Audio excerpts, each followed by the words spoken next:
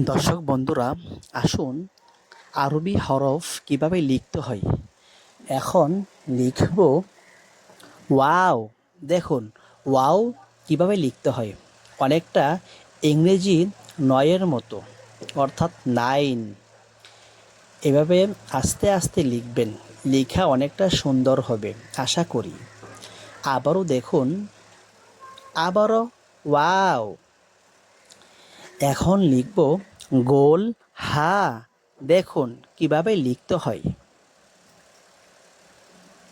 আস্তে আস্তে লিখবেন, খুব সুন্দর হবে।